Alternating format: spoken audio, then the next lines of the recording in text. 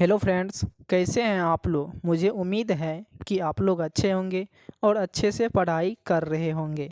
इस वीडियो में आपको बताने वाले हैं एनसीईआरटी क्लास 8th अतीत से वर्तमान। चैप्टर 6 है अंग्रेजी शासन के खिलाफ संघर्ष 1857 का विद्रोह। इसके अंतर्गत जितने भी प्रश्न हैं सभी प्रश्न का उत्तर करेंगे। चलिए, पहला प्रश्न है, गतिविधि पहला है, आप इस अंग्रेज अधिकारी के कथन को भारतीय सैनिकों के संदर्भ में किस रूप में देखते हैं। इसका उत्तर हो जाएगा 1856 में अंग्रेज अधिकारी गवर्नर लॉर्ड डलहौजी ने सत्य ही कहा था कि सेना के समाज से जुड़ाव को अनदेखा नहीं करना चाहिए। सेना भी समाज का ही हिस्सा है। यदि भारतीय जनता पर आघात किया जाता है तो सेना भी इससे अप्रभावित नहीं रह सकती, क्योंकि सेना भी समाज का ही एक अभिन्न अंग है, हिस्सा है। सैनिक भी किसी का बाप होता है, भाई, बेटा या पति होता है। क्लियर है। अगला क्वेश्चन है, गतिविधि दूसरा, विद्रोही सैनिकों ने मुगल बादशाह बहादुर शाह जफर को अपना नेता क्यों चुना होगा।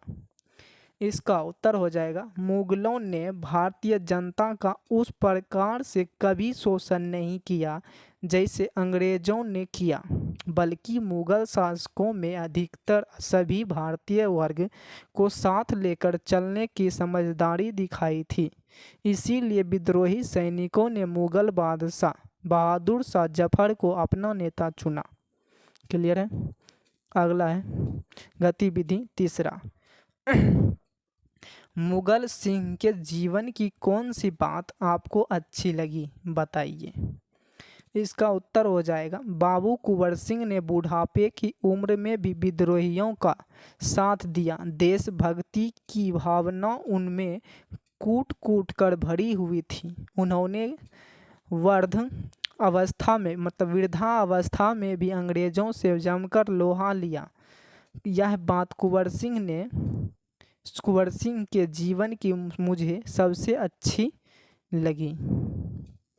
अगला क्वेश्चन है, गतिविधि चौथा है, सोचें अंग्रेजों ने सबसे पहले दिल्ली पर ही अधिकार क्यों जमाया।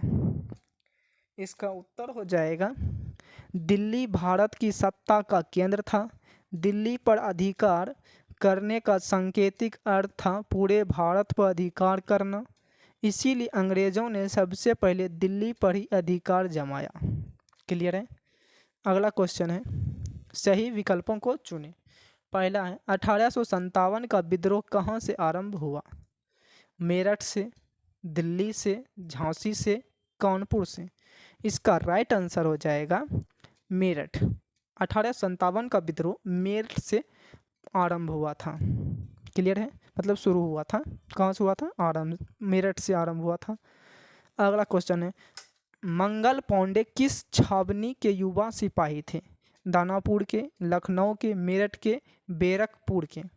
इसका राइट आंसर हो जाएगा बैरकपुर के थे। मंगल पांडे किस छावनी के युवा सिपाही थे, बैरकपुर के। क्लियर है। अगला क्वेश्चन है, झांसी में विद्रोह का नेतृत्व किसने किया। झांसी में विद्रोह का नेतृत्व किसने किया था। कुंवर सिंह ने, नाना साहब ने, लक्ष्मीबाई ने, बेगम हजरत महल ने। इसका राइट आंसर हो जाएगा लक्ष्मीबाई ने। झांसी के विद्रोह का नेतृत्व किसने किया था, लक्ष्मीबाई ने किया था। क्लियर है। अगला क्वेश्चन है, कुंवर सिंह कहाँ के जमींदार थे। पीर अली के, विलायत अली के, अहमदुल्ला, वाजिबुल हक। इसका राइट आंसर हो जाएगा विलायत अली। कुंवर सिंह विलायत अली के जमींदार थे। क्लियर है। अगला क्वेश्चन है दूसरा, निम्नलिखित के जोड़े बनाएं। जगदीशपुर का मिलान हो जाएगा ख से, कुंवर सिंह। कानपुर का मिलान हो जाएगा को, नाना साहेब।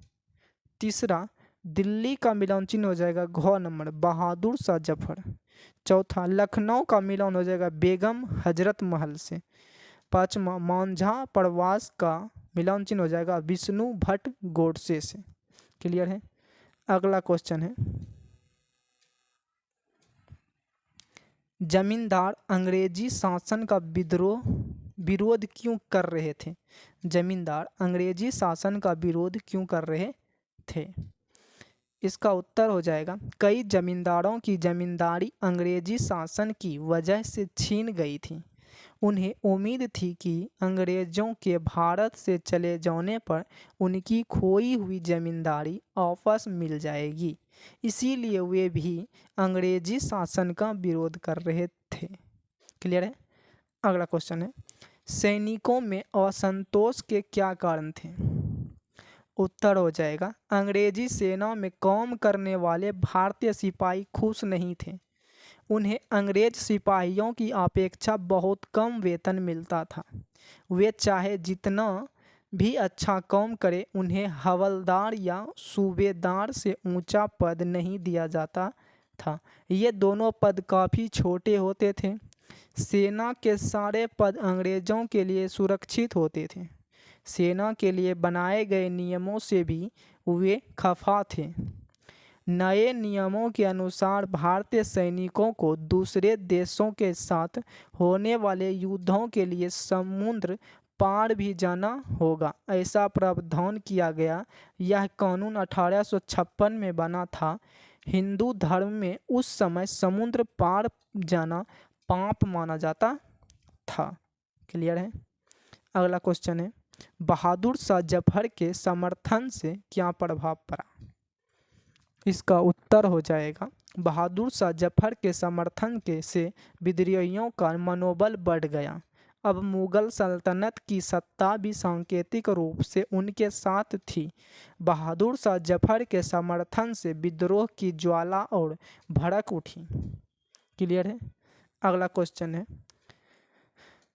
विद्रोह को दबाने में अंग्रेज क्यों सफल रहे? इसका उत्तर हो जाएगा, विद्रोहियों के पास तलवारें थीं और परंपरागत हथियार, जबकि अंग्रेजों के पास शक्तिशाली बंदूकें थीं। भला बंदूकों के आगे तलवार की क्या औकात? बंदूक की ताकत को जितना ही था।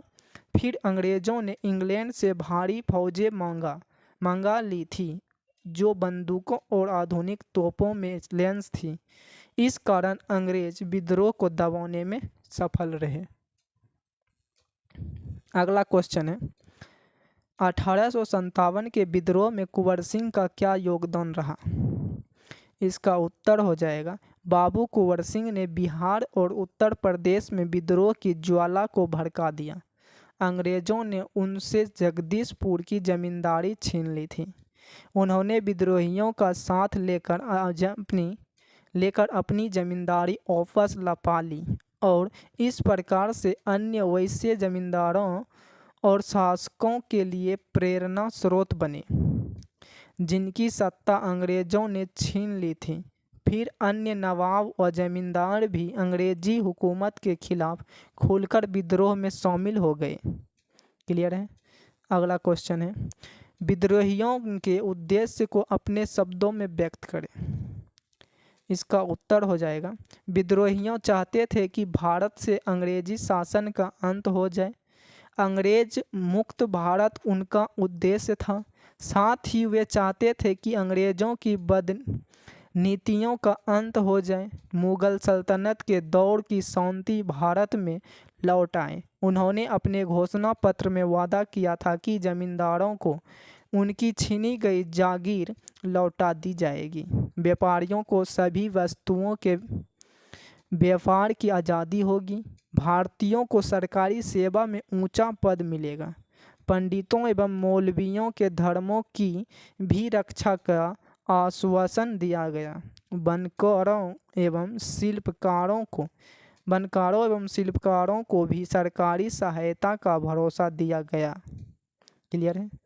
अगला क्वेश्चन है, विद्रोहियों के बाद अंग्रेजी शासन के स्वरूप में क्या बदलाव आया? इसका उत्तर हो जाएगा, विद्रोह के बाद 1858 में ब्रिटिश संसद ने कानून पास करते हुए भारत से ईस्ट इंडिया कंपनी के शासन को समाप्त कर सीधे ब्रिटेन की सरकार के शासन को स्थापित किया।